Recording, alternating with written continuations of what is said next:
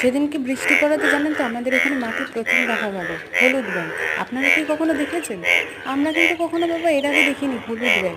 আর তাও দেখুন, একটার উপর আর একটা একেবারে ঝাঁপিয়ে পড়ে লাফালাফি করছে। তাই আপনাদের জন্য মা কিন্তু আজকে ভিডিওটা তুলে এনেছিল, যে হলুদ ব্যাঙ আমরা কখনোই দেখিনি।